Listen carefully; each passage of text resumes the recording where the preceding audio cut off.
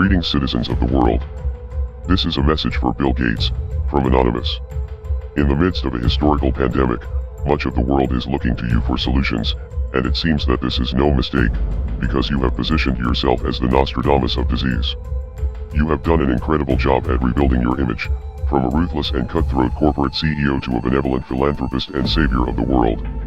This is nothing new, this is a classic move from the robber baron's playbook. At one time, the notorious industrialist John D. Rockefeller was one of the most hated people in the country, due to his poor treatment of workers, his monopolization of key industries, and his influence in politics. After a massacre of striking miners in 1914, which came to be known as the Ludlow Massacre, Rockefeller's reputation was at its worst, so he decided to hire a team of propagandists to restore his public image. Leading that team was public relations pioneer Ivy Lee. Lee was an early influence of Edward Bernays, who would later write the infamous book Propaganda, a textbook of mind control for tyrants and aristocrats. Bernays is the nephew of Sigmund Freud, and often called the father of propaganda, in which case Ivy Lee is the grandfather. Lee suggested that the families make high-profile donations to various charities and have photographs taken of them handing out money to the commoners to make the public think that they were good-hearted and generous people. Over time, the plan worked, and has been replicated by many other aristocrats who wanted to win favor in the court of public opinion. At the time of his death, Lee was being investigated by Congress for his work with the Nazis through the company IG Farben and a proxy firm called the German Die Trust. He was also a founding member of the Council on Foreign Relations. Now that the new and improved Bill Gates has dominated the headlines for years, many people have forgotten about the accusations of stealing ideas from others in your industry and then relentlessly using intellectual property laws against anyone who threatened your dominance.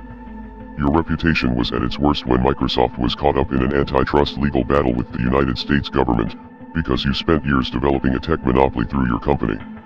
In 2001, Microsoft was forced to settle with the government and give up its monopoly of the industry, and the next year, you began shifting your time, and more importantly, your money, into the pharmaceutical industry. This time around, you have come to dominate an industry as an outsider, through stock investments and charitable organizations that are not bound to the same regulations as a publicly traded company. There is no doubt that advancing medicine is a noble cause, and it is true that investments in public health are important, but not everyone involved in the pharmaceutical industry actually has the best interests of the public in mind. As with any industry, it all comes down to the almighty dollar. There are some people in the industry who have good intentions, but judging by your track record at Microsoft, you are not someone who can be trusted. And let's not forget that just months ago, you were in the news because your relationship with the disgraced human trafficker Jeffrey Epstein was being exposed.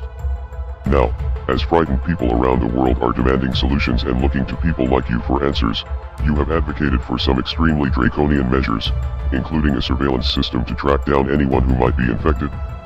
Of course, all of this sounds like a necessary step in a global pandemic, and this virus is a very real threat, but in China and other places where these measures have been implemented, human rights violations followed quickly after. It is also very strange that for many years, your companies and foundations have been heavily involved in a project called ID 2020, something that seems very similar to the systems you have proposed in recent interviews. You may own the corporate media, but we still have the internet, and you will be exposed. We are anonymous.